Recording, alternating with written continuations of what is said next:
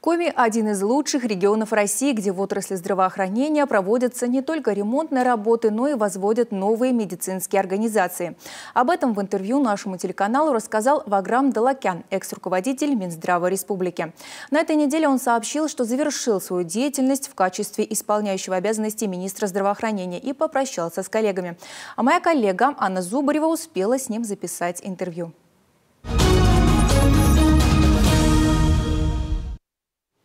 Сегодня в нашей студии Ваграм Далакян. Напомним, он занимал должность исполняющего обязанности министра здравоохранения Республики Коми с мая по декабрь этого года. Ваграм Феликсович, добрый день. Здравствуйте. Нехватка кадров, необходимость проведения капитального ремонта в медицинских учреждениях – это лишь часть проблем, с которыми вам пришлось столкнуться в отрасли. Насколько типичны региональные вопросы в здравоохранении с ситуацией по стране? Нехватка кадров появилась еще не вчера и не в 90-е. Нехватка кадров появилась в середине 80-х годов, когда великая перестройка вместе с нашим первым президентом Советского Союза нагрянула на территорию Советского Союза, появились первые кооперативы, и потоки врачей перераспределялись уже в частную систему здравоохранения и в бюджетную систему здравоохранения. Тогда же и потерялось где-то вот это распределение наших врачей-интернов после обучения, когда вот людей направляли на определенные территории, в определенные медицинские организации. И бюджетные организации государственные всегда вдоволь были оснащены кадрами. Но так как частная система здравоохранения стала резко конкурировать, изменились условия работы, появился и кадровый дефицит. Еще и профессиональное выгорание, о чем ежедневно разговаривают наши коллеги, точно так же влияет и на быстрый уход из профессии молодых специалистов. Ремонт учреждений мы можем похвастаться, одна из лучших республик на территории Российской Федерации, где проводятся не только ремонтные работы, но и строятся новые медицинские организации, новые медицинские учреждения. Модернизация звена идет в полную мощь, выделяется в достаточном количестве необходимых финансов из регионального бюджета. Поэтому говорить о том, что мы на сегодняшний день резко страдаем за ремонт организаций, будет неправильно. Есть медицинские организации, построенные еще в 60-х, 70-х годах прошлого столетия, которые нуждаются в капитальном ремонте, в модернизации. Но я очень надеюсь, что в ближайшем будущем поэтапно это все будет исполнено, и вопрос ремонта таких крупных медицинских организаций полностью пропадет. Поэтому вопрос, конечно, актуален на всей территории Российской Федерации, но у нас более-менее с этим дело состоит хорошо, и мы двигаемся в правильном направлении. Если коротко, чем планировали заняться в первую очередь и что удалось сделать? Планировал заняться непосредственно лекарственным обеспечением, планировал заняться непосредственно помощью нашим детям-инвалидам, нашим бойцам СВО, которые возвращаются и нуждаются во всех обширных методах оказания медицинской помощи. Естественно, организацией здравоохранения в целом, подбором кадров и так далее. За время работы в Минздраве Республики Коми удалось сделать глобальные шаги в направлении улучшения оказания медицинской помощи. В частности, на момент начала ноября наша республика среди всех субъектов Российской Федерации находилась на 37-й позиции по здравоохранению, и туда входила и цифровизация, и доступность, и качество оказания. Резко уменьшилось количество жалоб со стороны наших пациентов по отношению к нашим медицинским организациям. Улучшилось финансирование наших медорганизаций. Мы достигли поставленных целей по зарплате медперсонала. В общем и в целом можно сказать, что результаты работы довольно-таки позитивны.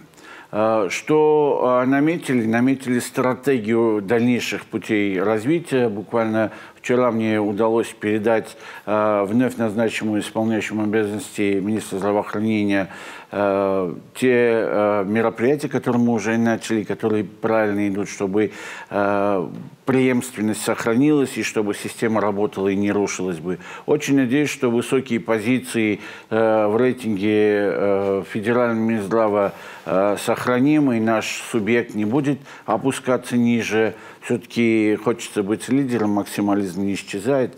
И очень хочу, чтобы те люди, которые вот вчера буквально заполонили эфир моего мобильного телефона и моей страницы звонками и просьбой не уходить, чтобы они понимали, что уход человека не означает уход его дела. Чтобы они понимали, что начатые дела всегда будут продолжены, а я всегда доступен для людей на нашей территории. Очень надеюсь, что все получится у нас. И мы будем одним из лучших, одним из лидеров на территории Российской Федерации.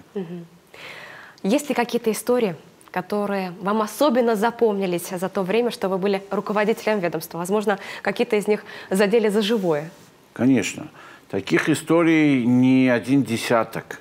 Их перечислять и перечислять можно. Знаете, когда посещаете территории, вот, в частности, в Каркировском районе, не буду называть ни деревню, ни пациенты, чтобы не выносить на всеобщее обозрение, но когда приехали в одну из деревень, и оказалось, что женщина с пролежнями лежит уже 4 года, и буквально там фельдшер подъезжал, помогал, там что-то в минимальных количествах делали, но при этом запах пролежней, скажем так, разносился на 50 метров от этого дома.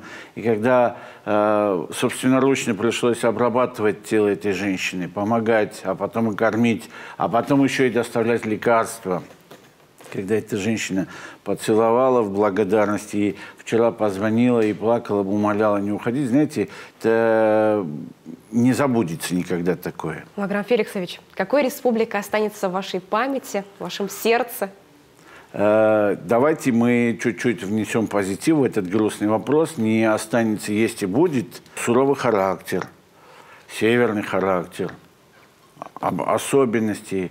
Я теперь все это перефразирую. Есть дух, есть мощь, есть красота.